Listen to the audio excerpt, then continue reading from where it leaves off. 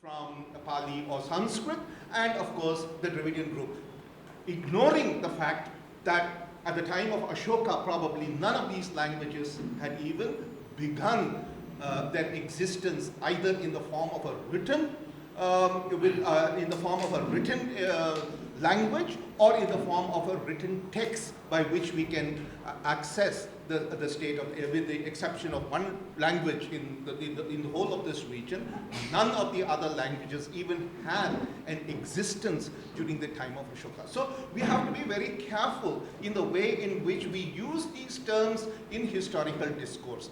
Now, of late, there has been a tendency among some historians, particularly the American historian Sheldon Pollock, to use the term Aryan in a manner that is devastatingly offensive to the sensibility of India.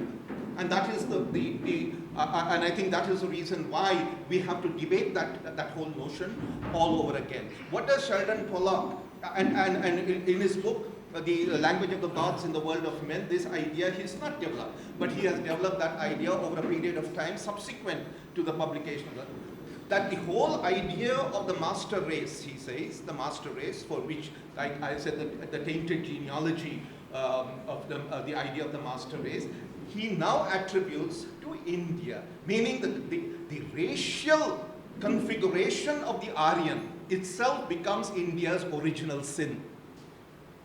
The racial configuration of Aryan and the myth that it carries, the historical legacy that has been that it is forced to carry, is now being shifted to India. So India now has to bear the cross, not only of the century-old oppression that we are supposed to have done, now we are also supposed to carry the cross for the Holocaust.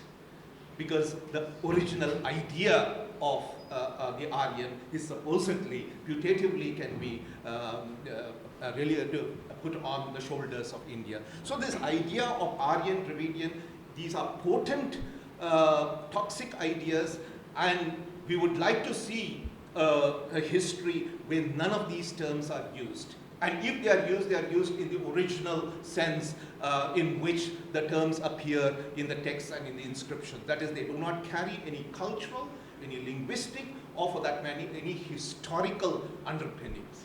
So on this panel, we have a very, very enlightened panel. We have, of course, all of you, we know Professor Michel Danino. He is one of the world's leading critique of the existing paradigms of writing history. And so welcome to the panel. And then we have Mr. Aravindan Neelakandan, who's perhaps along with Rajiv Malhotra has done a pioneering work how these concepts have been used in public discourse, particularly in South India. He brought out a book called Breaking India, which is a path-breaking book, and it's a very voluminous book, but I think it is worth reading.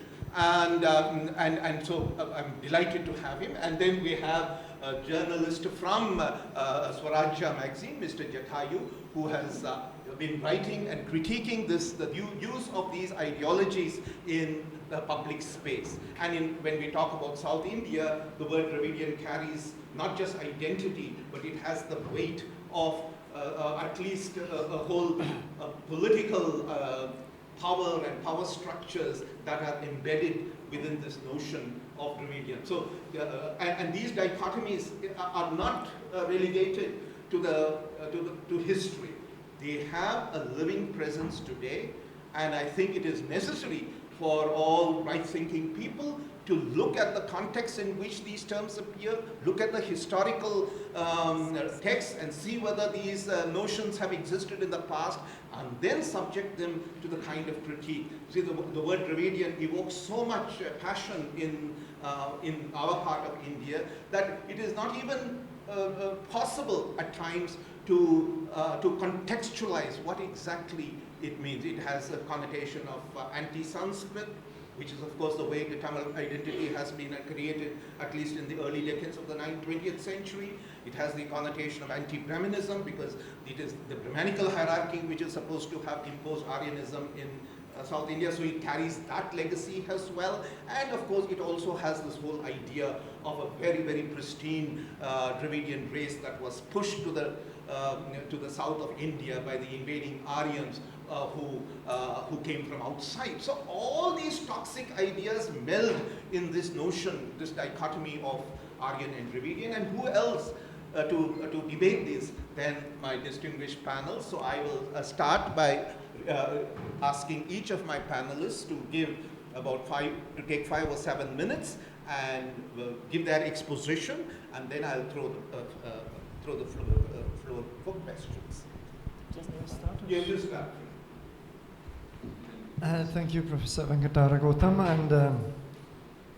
and let me start at the remotest period of the misuse of the Dravidian concept, which is how the Dravidian concept came to claim ownership of the Indus or Harappan civilization.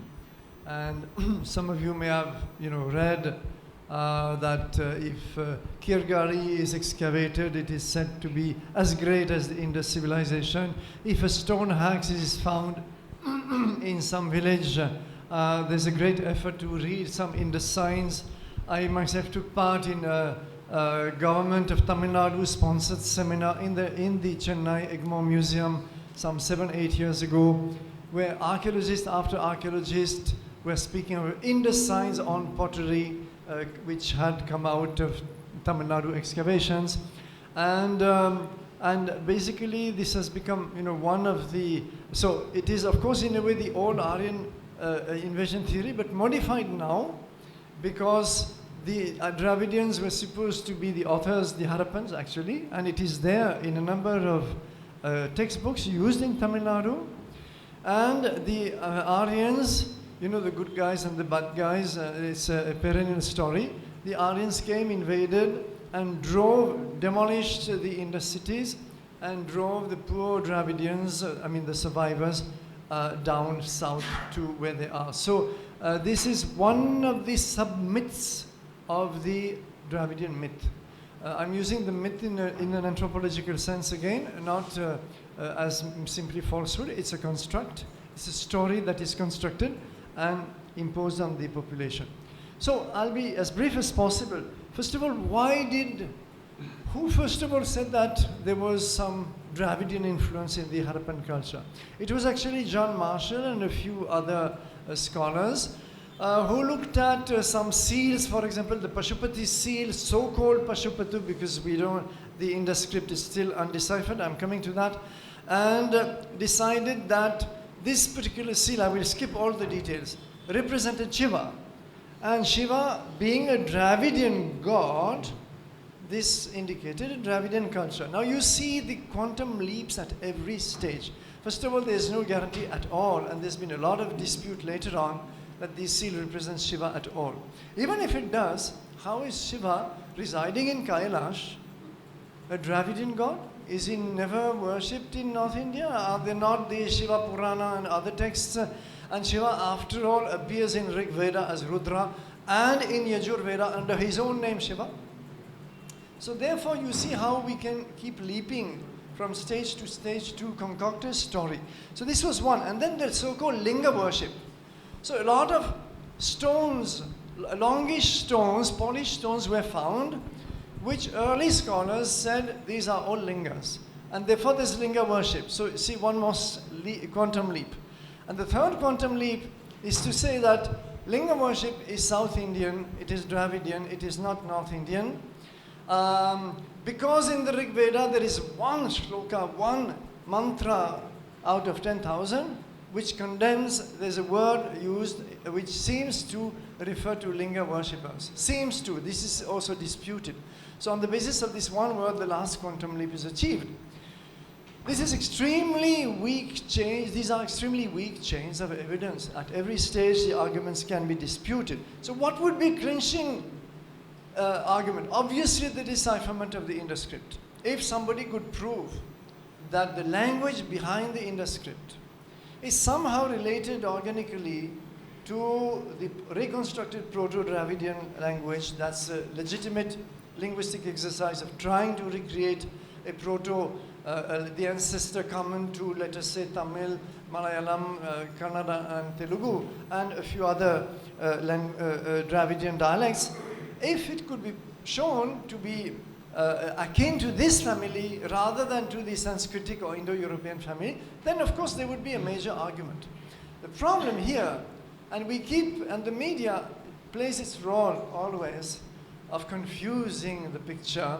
So we have now Asko Parpola being shown as one champion of the Dravidian reading. Of course, yes, he has promoted Dravidian readings of the Indus script. And then another day it will be our friend Mr. Mahadevan of Chennai, Aravindan Mahadevan.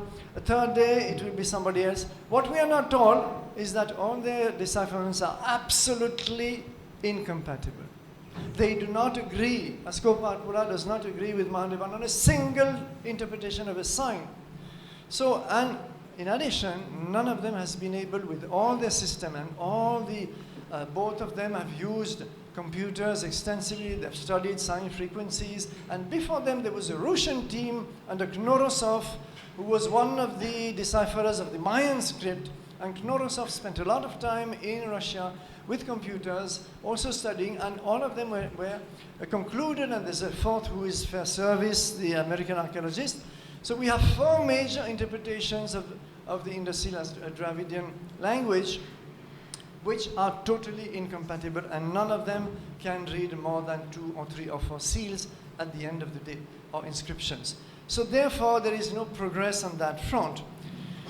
Now, what are the other arguments proposed? And this is something which, if our scholarship was more sound, should have been settled long ago. It is the case of Brahui. And this is something that Mr. Mahadevan brings up again and again, though I had a discussion with him and I said, Mr. Mahadevan, please stop using this argument. It is not sound.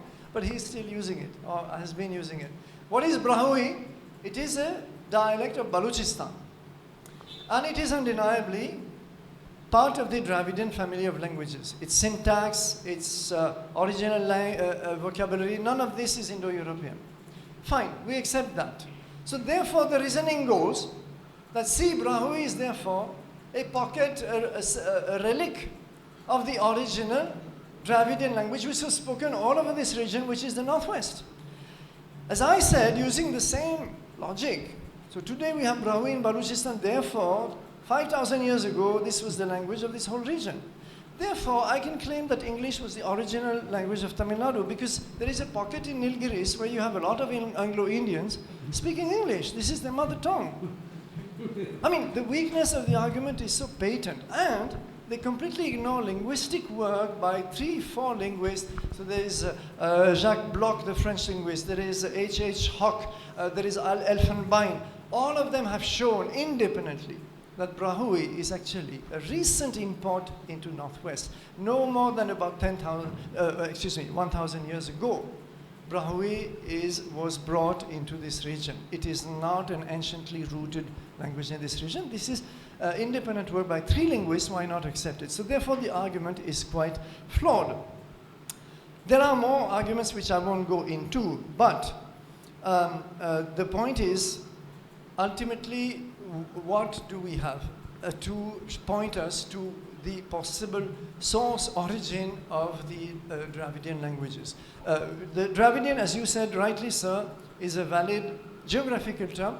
It is also valid, though confusing, unfortunately, linguistic term. There is such a thing as a South Indian family of languages. I wish we simply called it South Indian family, because this term, unfortunately, as you rightly explained, has immediately brings in the racial confusion.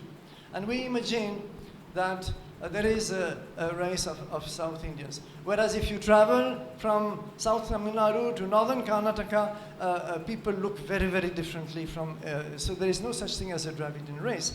And we always forget, when I tell students that, the immediate objection is, but look, we are dark skinned, and in the north they are fair skinned. And we always forget that skin tone is purely a function of latitude, nothing else.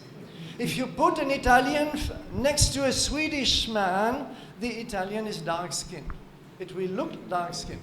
and go a little further into North Africa and continue migrating. And it's the same in the Americas. It's nothing to do with race. Anyway, so the point is, there is a linguistic application. I'll use it for convenience, though I'm very, very clear, as you said, that there is no racial implication.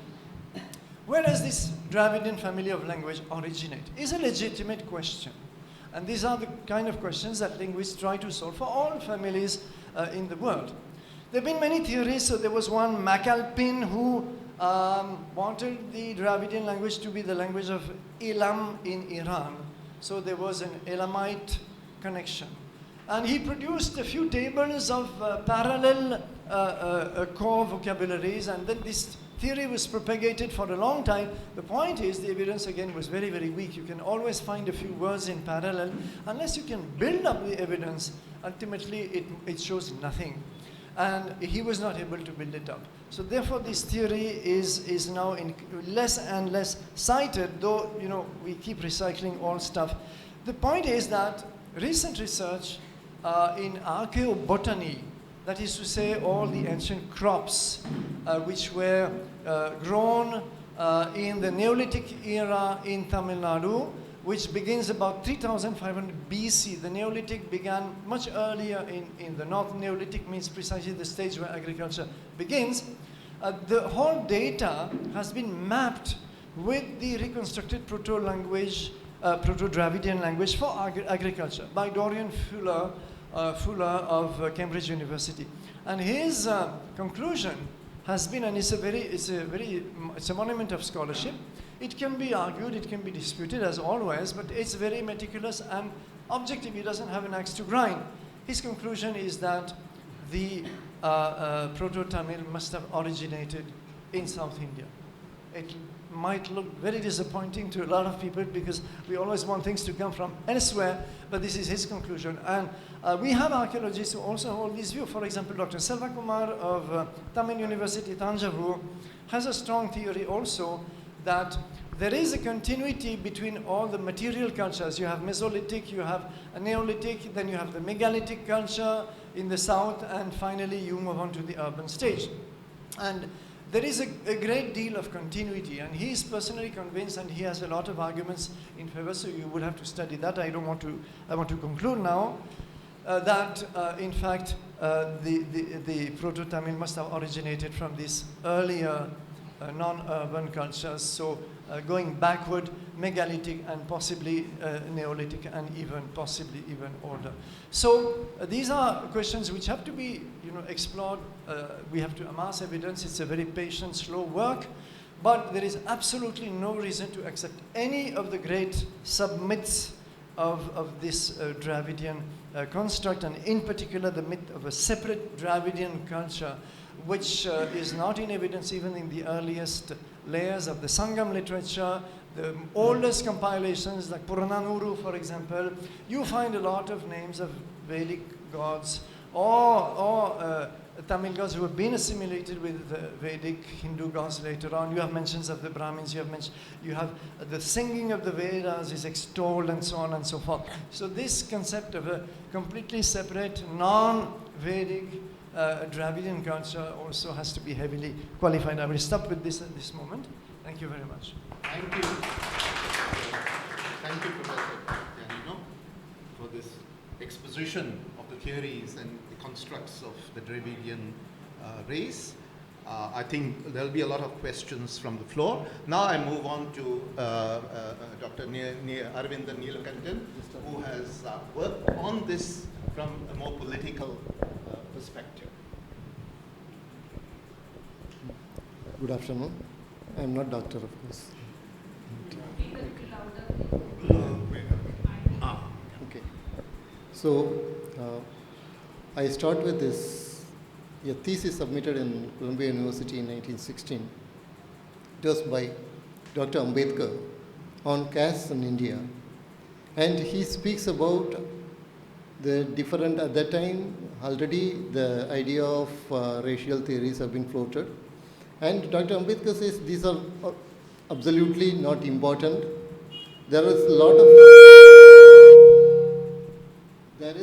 lot of heterogeneity, ethnic heterogeneity, but that is not the basis for a nationhood. That is not the basis for a nationhood. The basis for a nationhood is a deeper cultural unity. And India has that unity more than any other nation in the world. That is what Dr. Ambedkar writes in 1916. And when you go through the entire Tamil literature, the ancient Tamil literature, you find that it is very much true. There is no way you can say that the Tamil culture is different from the pan-Indian culture. I will give you one example. If I am going to ask you, give me a metaphor for a single person doing selfless work for a great cause, then from Kanyakumari to Kashmir, most of the people, 99% of the people would say the squirrel in the Ramayana.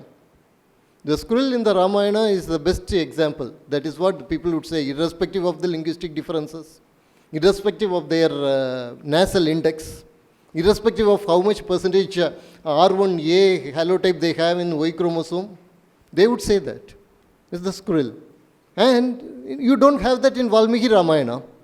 The first literary mention, the first literary description of the squirrel comes in the Alvar hymns.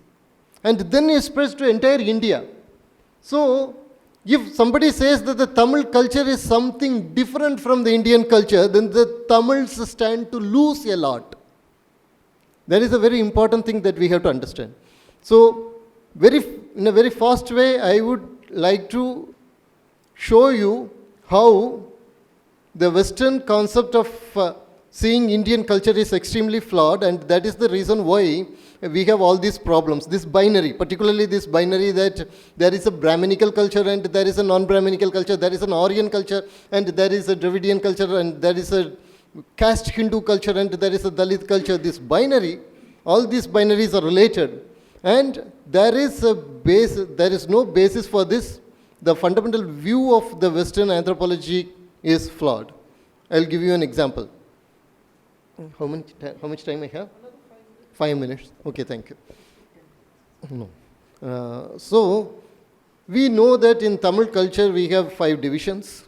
Kurinji, Mullai, Marudam, Neidal, Palai, the biocultural zones. So, for Kurinji, you know, the Skanda or Muruga is the deity. And for Mullai, Krishna, Mayon is the deity. Naturally, you can make the connection why. And for Marudam, it is Indra, because you need the rain and the clouds and everything. And for Neidal, it is Varuna. Fine, we know, because Neidal is related to the ocean, so you have Varuna. All are Vedic deities, no problem until this. Now you have Palai. For Palai, who is the deity?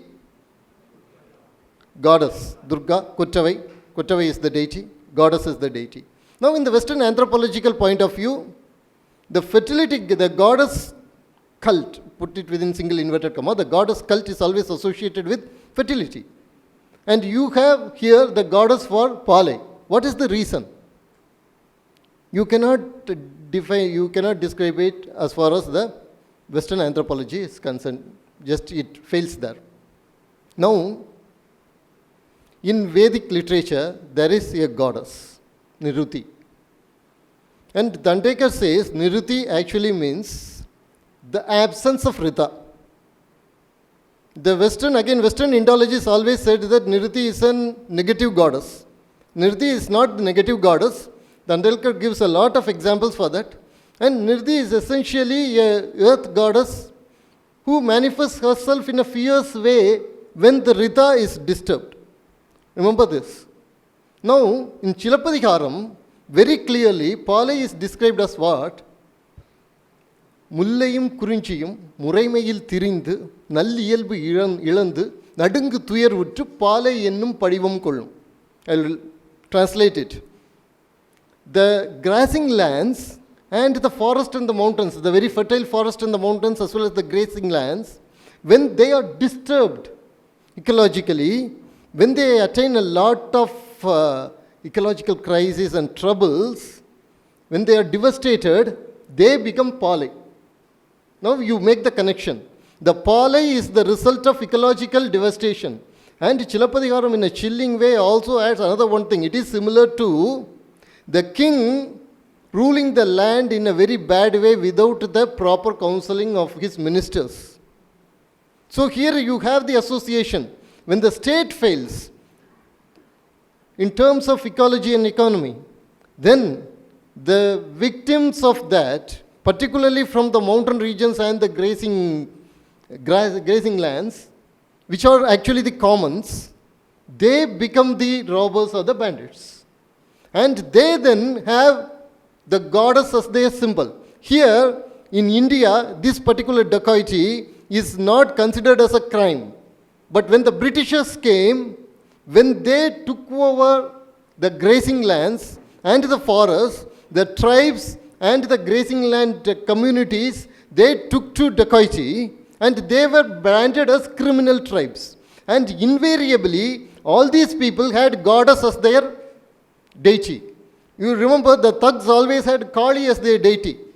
In 1857, there is an interesting British documentation. They are capturing a Gond king, Gond chieftain. His name is Shankar. And he was put in the mouth of the cannon and he was blasted. They recovered from him a poem. The poem invokes Kali and says that her children should come together to fight against the British.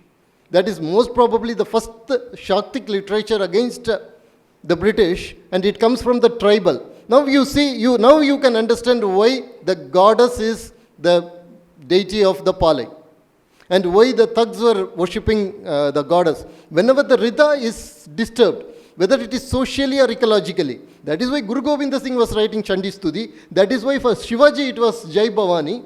And that is why the Vande Mataram came. It is not because of the influence of Britannia. It is because of this deep cultural unity which you can understand by studying the Tamil literature and the Vedic literature. If you study them separately, you will not be able to understand. So this deep cultural unity is there. You cannot divide it artificially as the Aryan or the Dravidian. This Aryan-Dravidian divide came very late. In fact, for us, Tamils, we have Ramalinga Vallalar. During the time of Ramalinga Vallalar, Caldwell has introduced this HIV virus of Dravidianism in Tamil Nadu. At that time, Vallalar writes that the Aruperum that I talk about is worshipped by the Aryan. Now see, that means he actually repudiates the use of the term Aryan in racial context.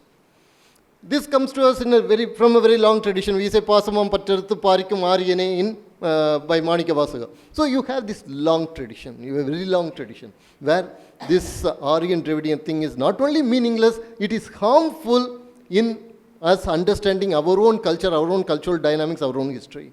So that is the point that I wanted to make this round. Thank you. Thank you. Now I request Jataayu to speak for 5 minutes. Just a clarification. I am not a journalist with Swarajya. I am an IT professional and a scholar of Tamil literature and a freelance writer writing on these topics like history, literature and philosophy.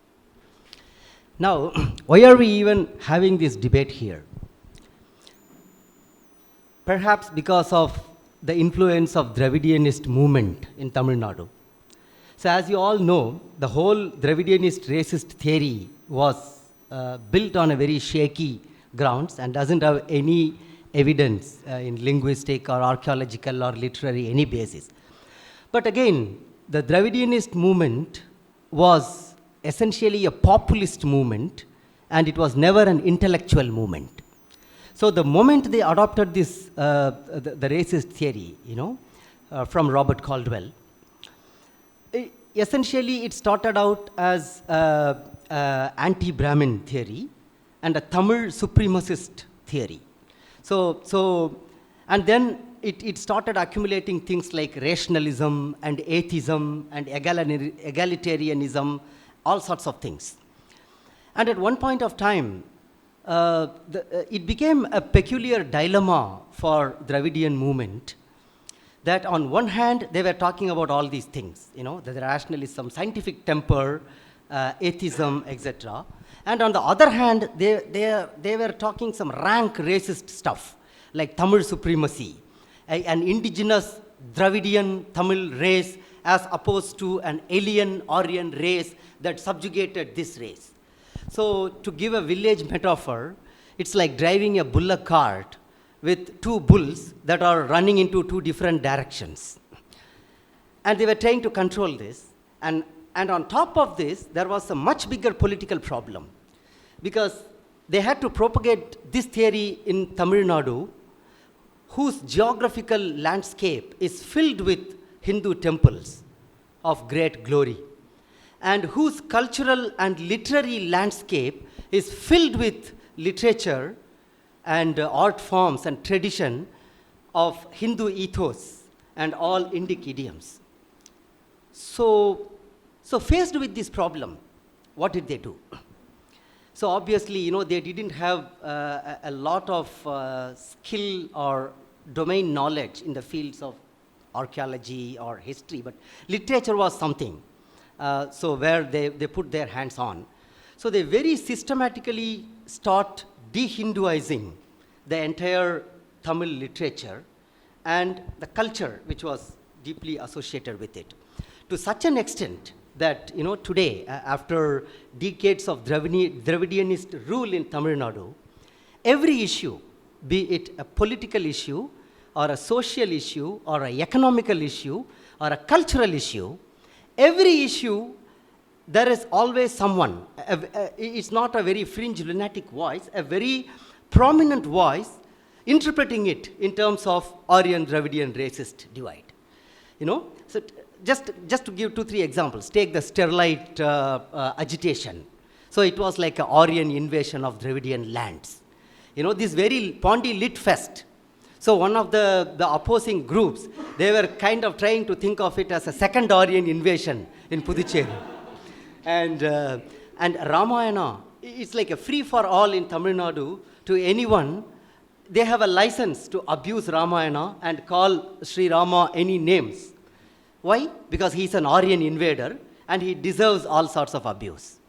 We need to understand how the process of this distortion of the literature, so that we can fight it, because it's so deeply ingrained in the Tamil psyche now. It sounds so ridiculous because the audience here and the eminent panelists, we are all intellectuals and erudite people.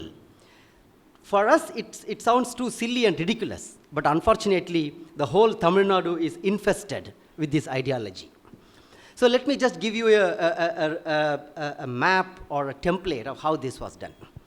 So as Sri Daninoji talked about, there is nothing in the ancient Tamil literature that is in conflict with the Hindu religion or anything. So just to give you an example, the very first non-Sanskritic mention of the boundaries of India is mentioned in Purananuru. So there is this verse, Vada adu panipadar neduvarai vadakkum, Tena adu urigelu kumariyin tanakkum. I mean, we can't even understand this language. What was the question? Purananuru. The name of the text is Purananuru. It's a Sangam text. So the verse goes like this. I just rendered 2 lines. The Tamil is so old that even Tamil speakers here may not be able to understand. So what it says is that on the north is this great snowy peak, and on the south is this Kumari, and on the east there is the Eastern Ocean, and on the west there is the Western Ocean. And a poet, he is actually praising and blessing a king, saying that as long as the land surrounded by these things live, O king, may you live.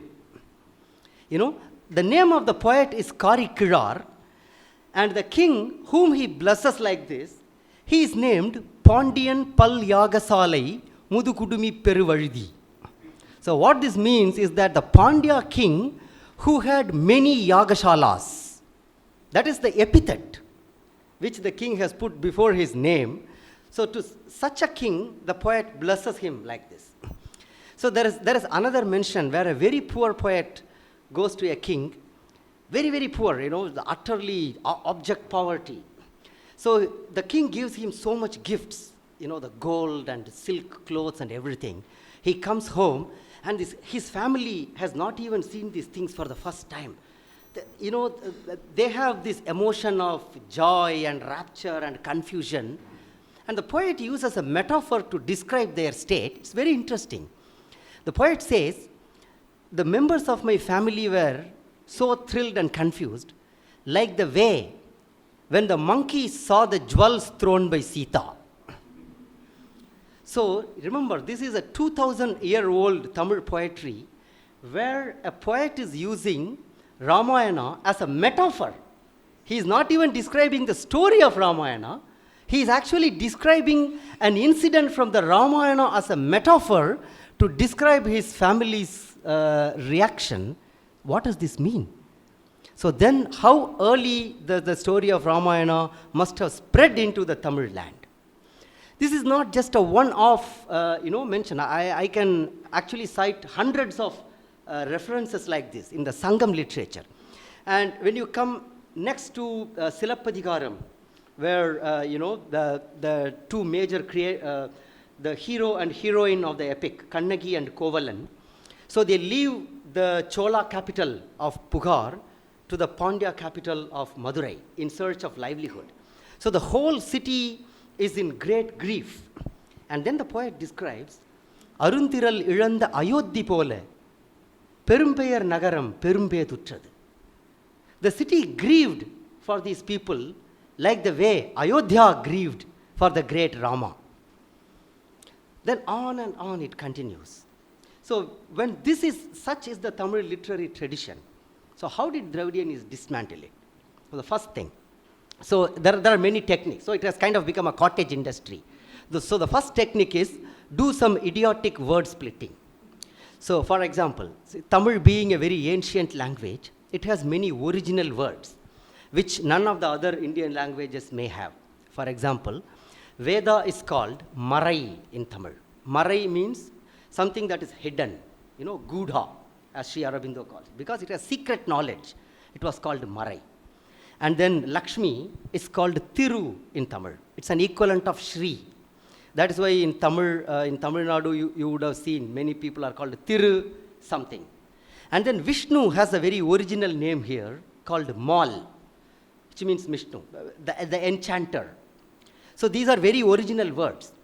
So in the process of de-Hinduizing Tamil literature, the so-called, once the Dravidianist movement captured political power, they designated all sorts of people as scholars and professors and academicians.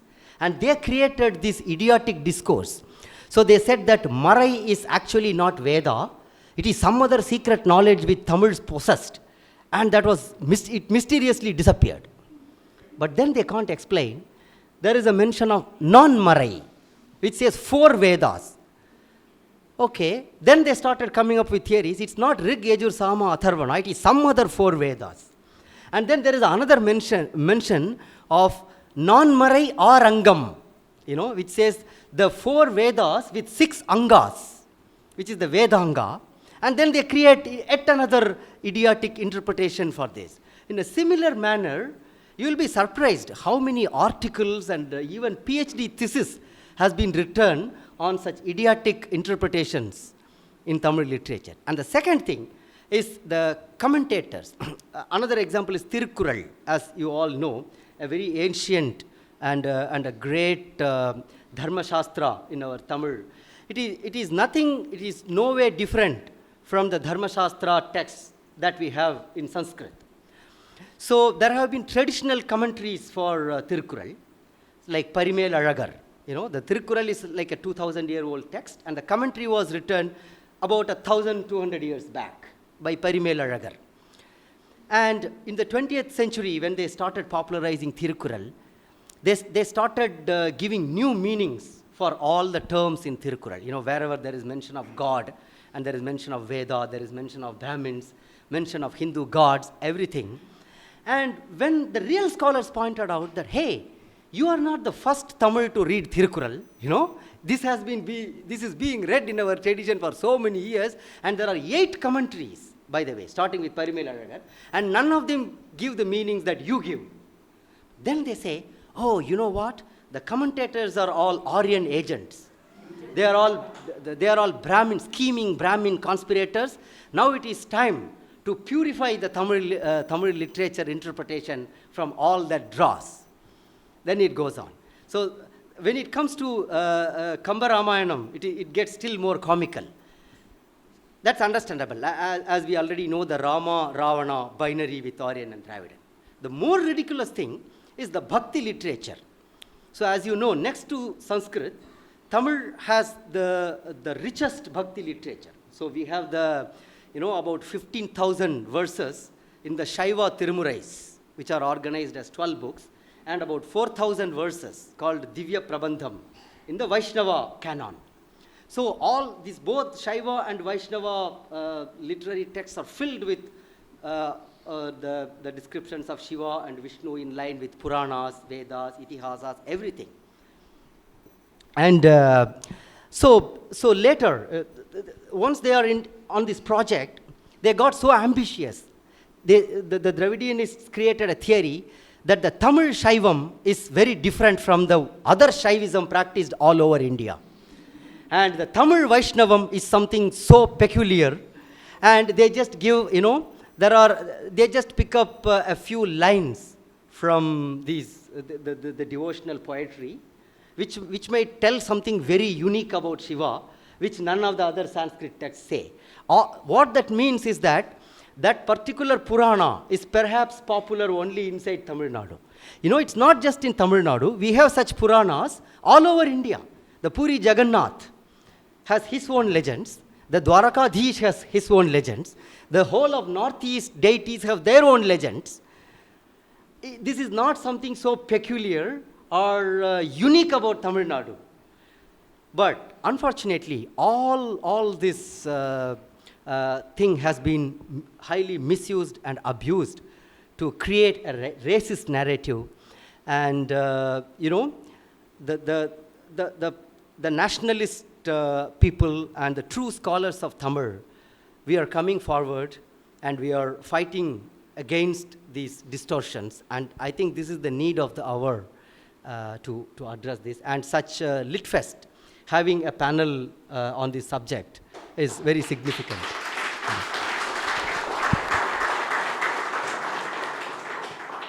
Thank you, Jataayu. A very mythological name, but a very appropriate name. So I think all the 4 panelists have said, and they've had their say. I think this is a very important topic, so I leave the floor open for questions, but keep your questions brief, and please point out to whom the question is addressed. And you can just introduce yourself. Yeah, please. Yeah.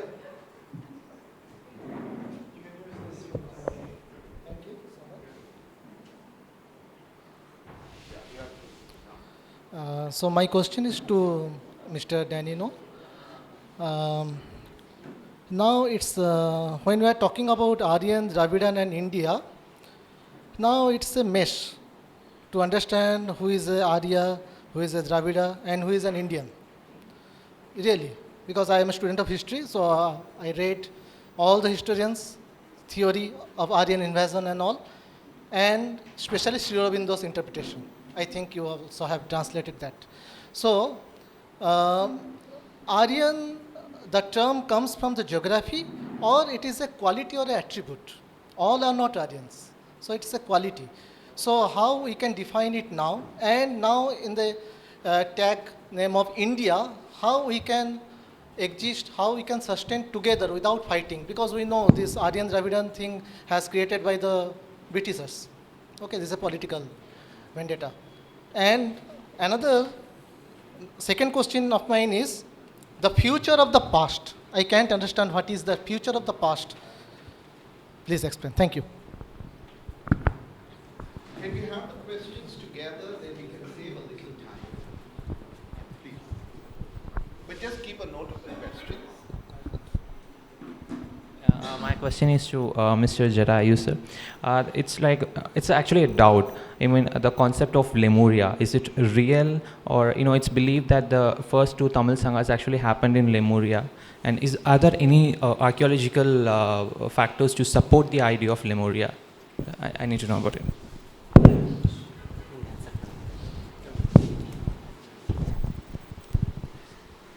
Hello. Yeah, hi, my name is Alpesh. I read recently that the oldest script of Sanskrita was found in Syria. The inscribed one, the written script of Sanskrit was found in Syria, which was around 1000 BC or something like that. How does that tally with the whole theory of the migration and so on? I mean, it's quite fascinating that the language that we claim as ours, the oldest written Sanskrita is actually in Syria. First of all, I don't know if that fact is true or not. I did read an article, there's a lot of brainwashing, as you say, is going on. So is it true? And second, if it is true, how did it land up there,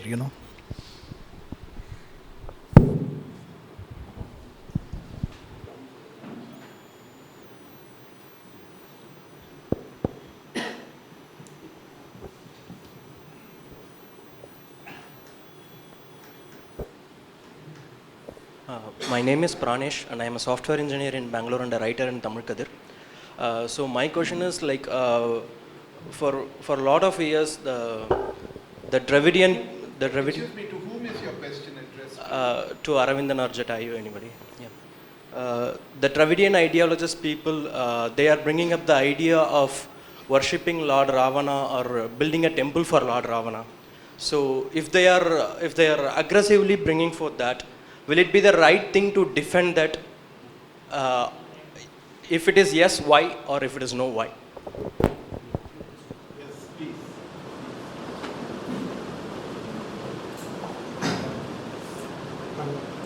I am Mohin Emperor. I fully agree with all the points by the panelists. But my question is not about that. But to get that, all the points to establish we have a common culture here in India is what they have been for about 2000 to 2005 years. But still, the two-step languages they have, and Tamil is exclusively that's what is the vocabulary, grammar, everything, right? Pronunciation, everything. Does not suggest we definitely have to set up people live in Arabic. This kind.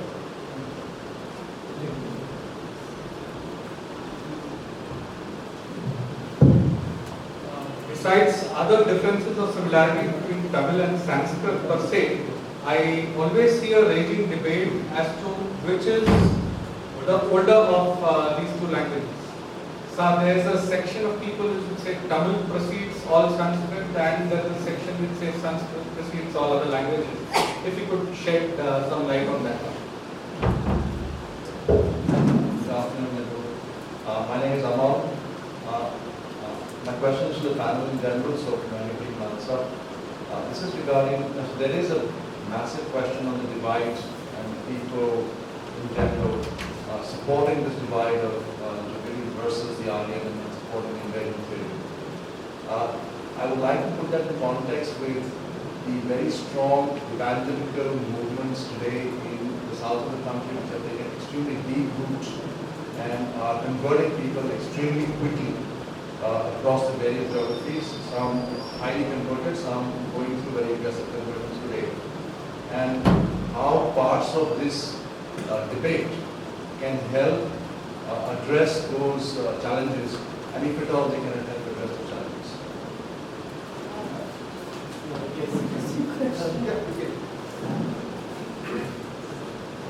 My question is to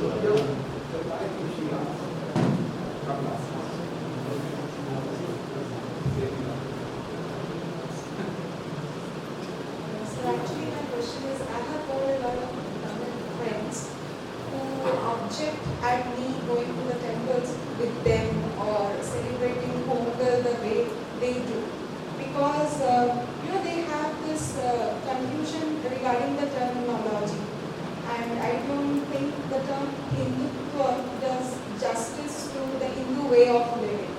And my my friends often claim that like you people, you don't lynch and kill people in the name of Hindutva or something. So how far is this term called? That we do only in the name of caste. In South India, we do that only in the name of caste and we lynch in Dalits.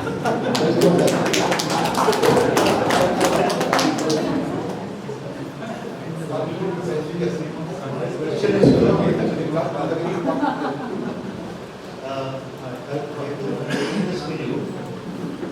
what, in your opinion, is financing this movement? Because this movement seems to be very well financed, very well coordinated, and there are several players, and you have researched this. So can you enlighten us?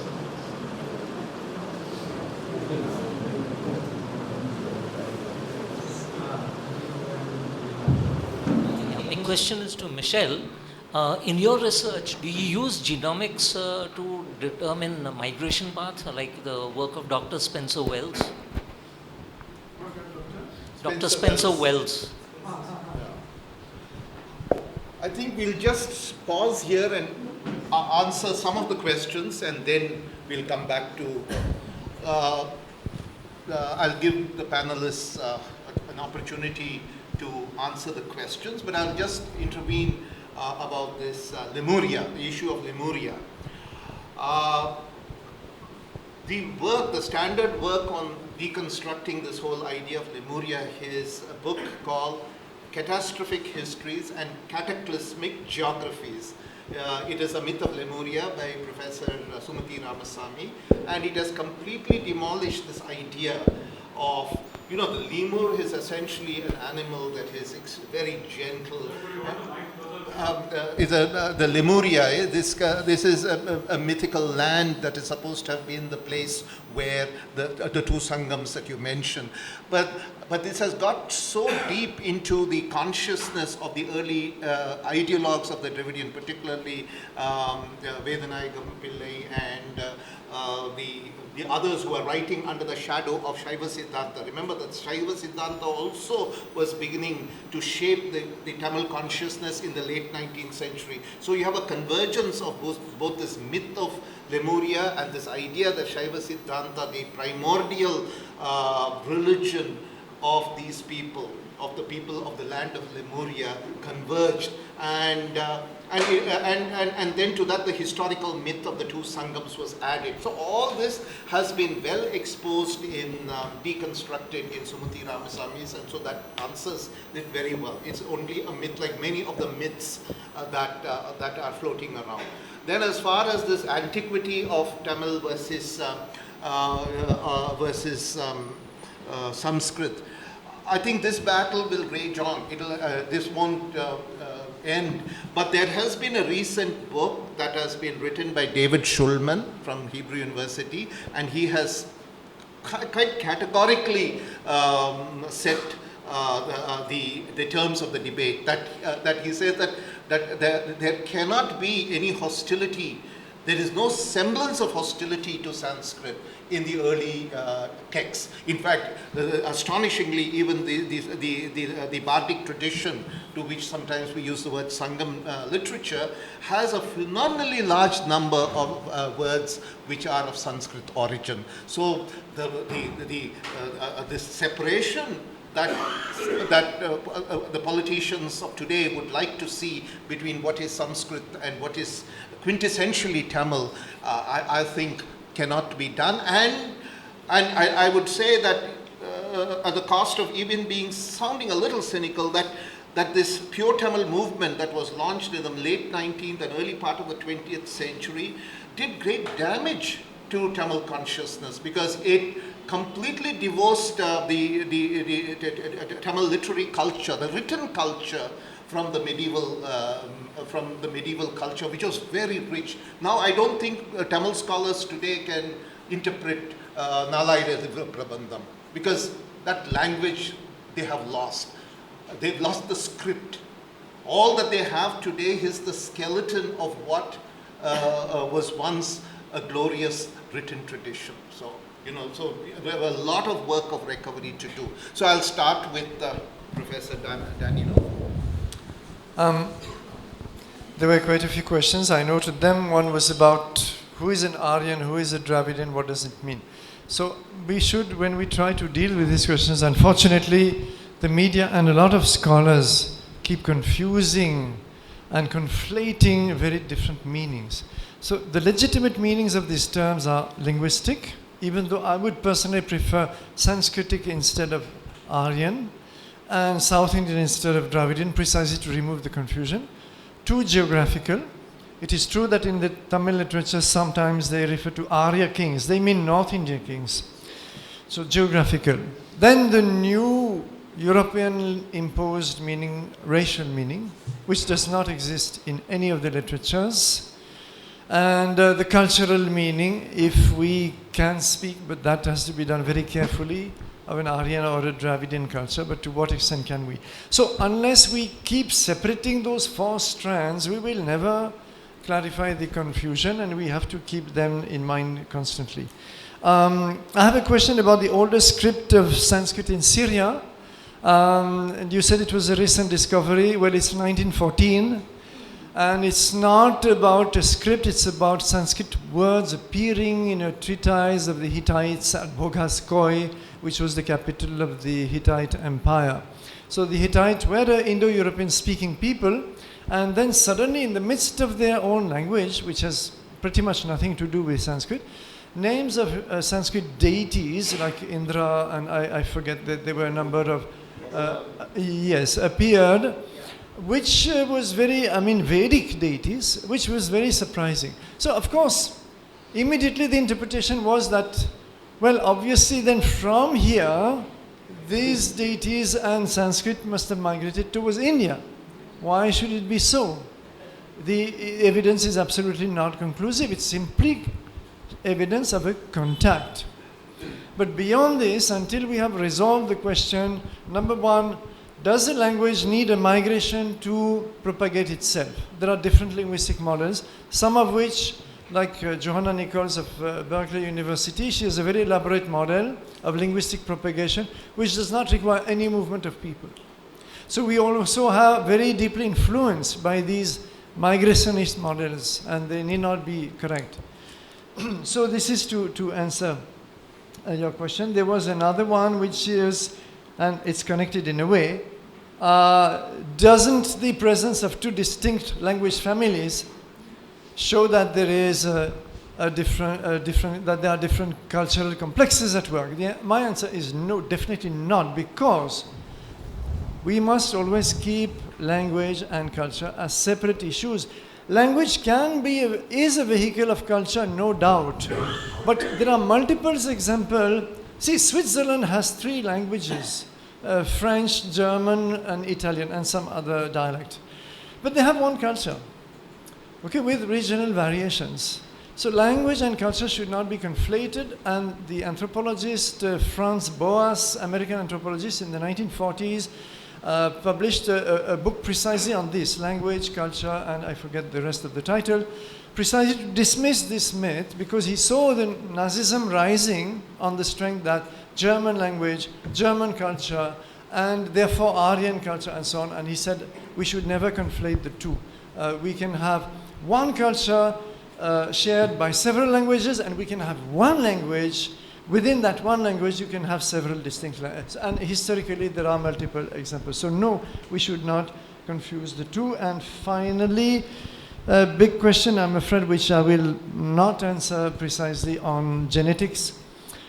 Yes, ultimately, when genetics finally has graduated, archaeogenetics to be precise, archaeogenetics has finally graduated, which in my estimate will take another 10 to 20 years, we will have a pretty good reconstruction of the various elements in the Indian populations and perhaps how they migrated. I can bet that the picture is going to be far more complex than any of these simplistic migrationist models we've had so far. The problem is that, what's his name, Spencer Wells himself is a little bit outdated. After him, there have been a lot of studies. And there is no consensus as yet.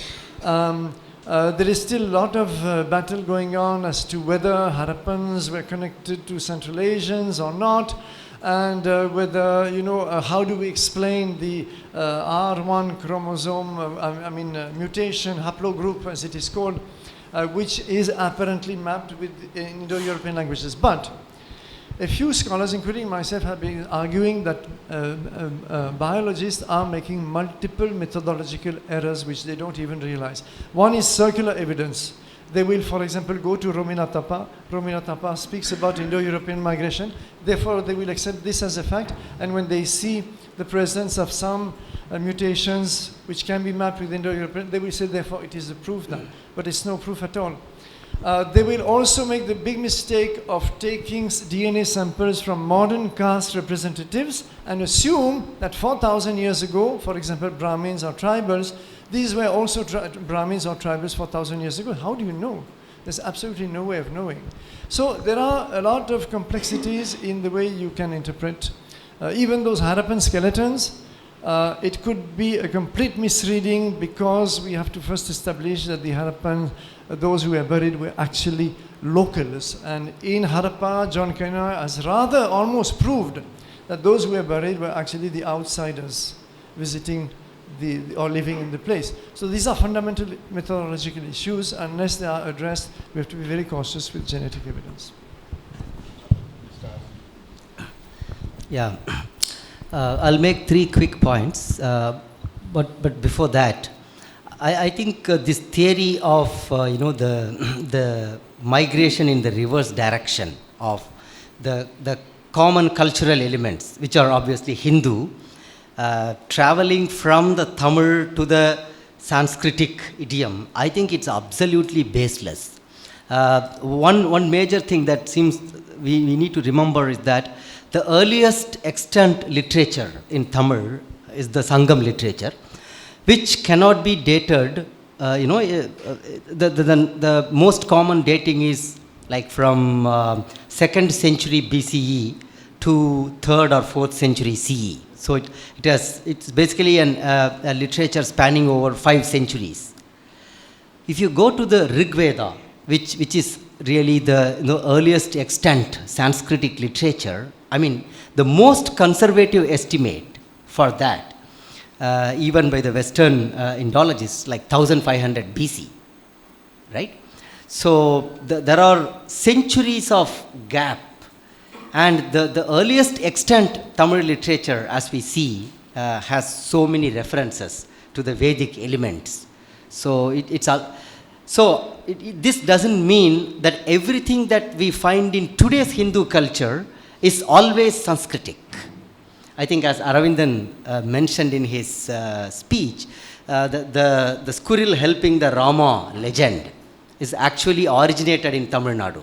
Now it is all over, So we need to be very clear about this. So the point about the Ravana worship, there are actually temples for Ravana, I think in UP or Madhya Pradesh, where there is a community called the Srimali Brahmins who trace their origin to Ravana, and they have, by the way, as per the Puranas, Ravana was the Brahmin, right? He was he comes in the lineage of Brahma. Actually, Ravana is the FC, and Rama is the MBC. So there is nothing there. So within the context of Hindu tradition, there is nothing really wrong in building a temple for Ravana. He was a Shiva Bhakta as per our own legends. But the point is, what is the motivation for that?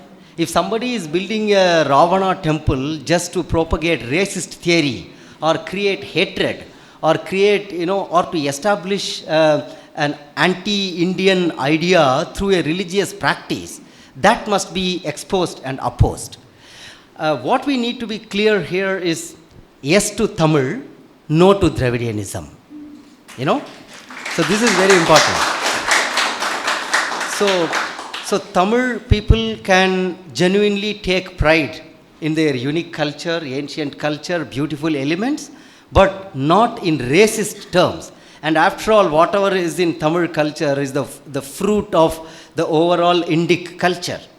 So this is very important. And on the question about the evangelization and the Christian attempts at here, actually directly connects to the phenomenon that I spoke about. So whatever is there in Tamil culture and Tamil literature that is deeply linked in Hinduism, the first step is to de-Hinduize that.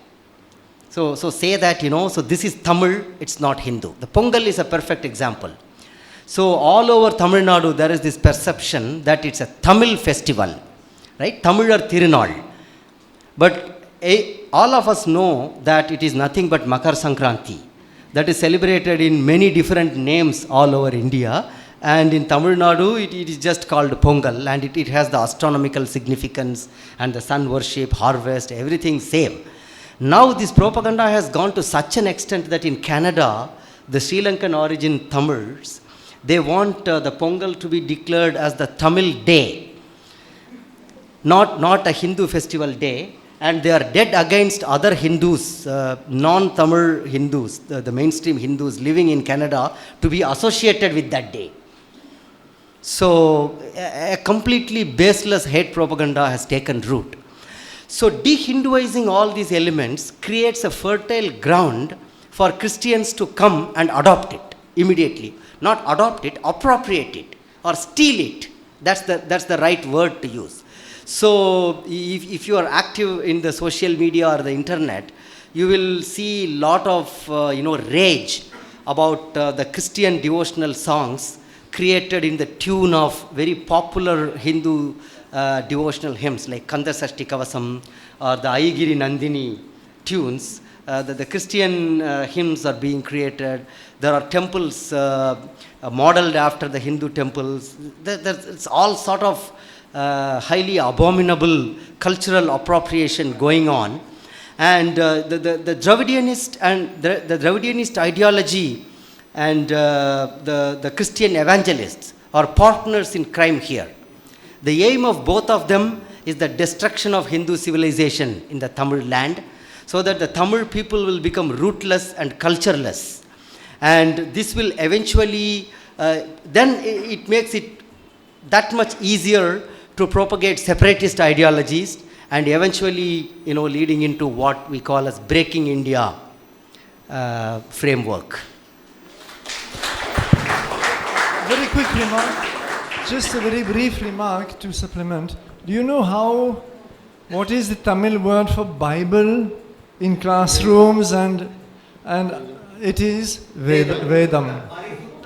Vedam is the word that Christian churches are using for the Bible. So you can see the extent of the cultural appropriation. Actually, from the place where I come from, when you tell you want to go to the Veda Kovil, that means Veda temple, it means going to the church. So, Veda Kovil, Veda Karan, Veda Puttagam, all this refers to the church, the Christianity and Bible. So this is in all the three southern districts, Tirunelveli, Tuticorin and Kanyakumari. You have this appropriation complete.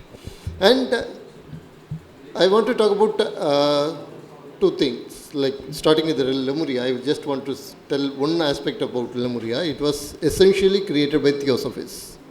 The Theosophy came here. The Theosophy, Buddhist chauvinism and the Aryan race theory gave birth to the Sinhalese racist movement. The Lemurian theory, Saiva Siddhanta, distorted Saiva Siddhanta, not original Saiva Siddhanta, distorted Saiva Siddhanta and Christian evangelism, Dravidian racism, they gave to the birth to the Dravidian identity. And the clash of these two resulted in the great human tragedy in 2009. So that is where it eventually it will lead to that we have to remember, number one. Number two, with regard to Ravana, I would like to say one thing, that whenever a Shiva Puja is done, there is a mantra that says a part of that, the result of Shiva Puja, the balan, the fruit of Shiva Puja should go to Ravana also. So there is a hymn like that, a Sanskrit hymn like that, number one. Number two, I want to tell this, that let these Dravidians create a sculpture of Ravana, and then let us go to the Hindu temples where we have created the sculptures of Ravana. We have done a better job. It's more beautiful, more majestic, right? That is because when we know how to venerate Ravana, we also know where he fell. And our veneration of Ravana is more holistic than that of the Dravidians or these races. Because they come from a racial, they see it through a racial framework. We don't see it through a racial framework, number 2. Number 3, regarding the evangelism. This is a very dangerous thing here because they have started giving interpretation to our basic Saivite canonical texts. For example, we have something called Meghandar's Sivanyana Bodham. It has 12 verses, they are like equations, and they form the basis of Saivism. Let us take the first verse. அவன் அவள் அது என்னும் வினைமையில் தோன்றிய திதியே ஒடுங்கி மலத்துளதாம் அந்த மாதி என்பனா புலவ. This is a verse. Okay, I will tell the meaning of it. But I will first tell the meaning that the Christians are giving to this. They say that Avan is Adam, Aval is Eve, and Adu is the world. God created all these three different actions through His word, from the sand and from the rib bone of Adam, the woman was created. And once they were created, they fell into the original sin. So this is what the first verse says. That is what they say. Now, an ordinary Hindu in Tamil Nadu, because of the Dravidian movement, is culturally illiterate. He doesn't know the meaning of Sivanyana Bodham. When he sees it in a Christian pamphlet, that will be the first time he will be seeing this verse itself. He doesn't know the meaning. And he will fall prey to this. But the very verse has a specific term that is incompatible with the Christian worldview. It says Andam Adi. It doesn't say Adi Andam. It says Andam Adi. The end comes first and the first comes the last. So it is a cyclical time that it is referring to.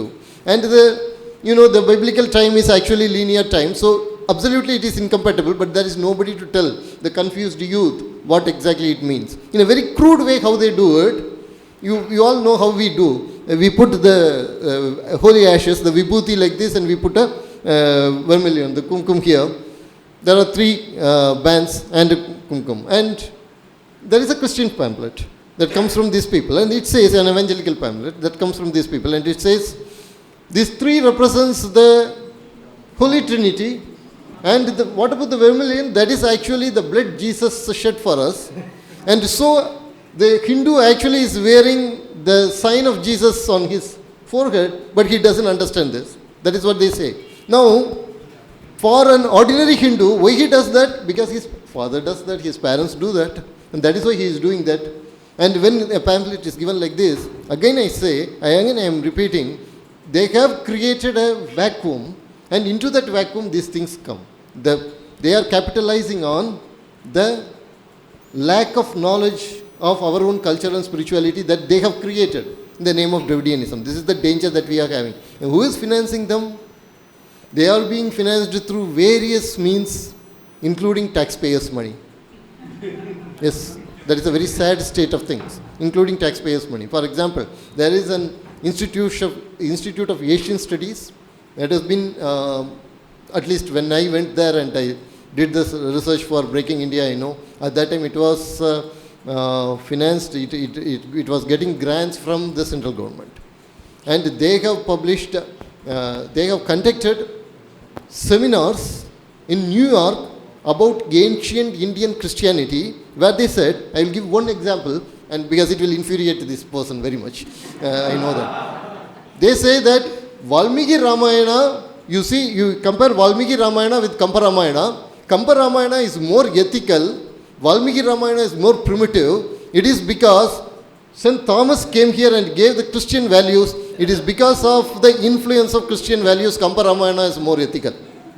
And this was read as a paper in New York.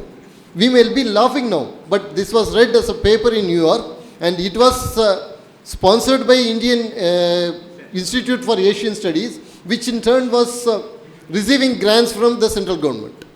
Just think about the connections and how they are operating.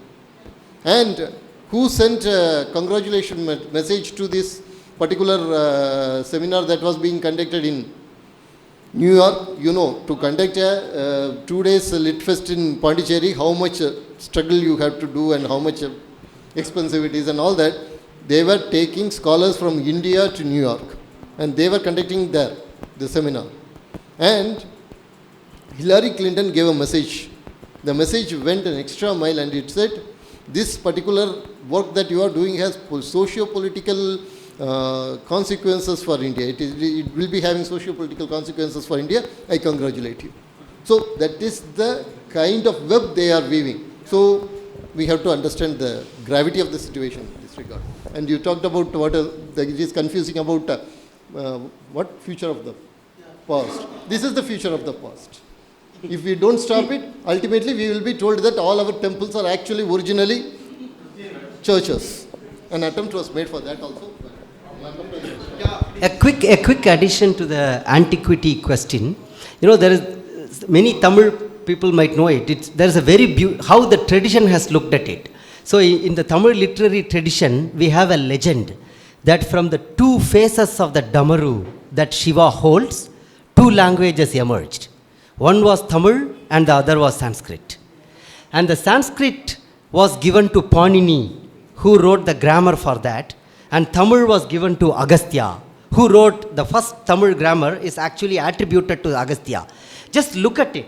You know, we are fighting over this antiquity question now, but the tradition itself has created a beautiful legend of harmonizing. Perhaps they knew that in future the Tamils will keep fighting with this question. So such a beautiful legend. But of course, Agastya is Augustine.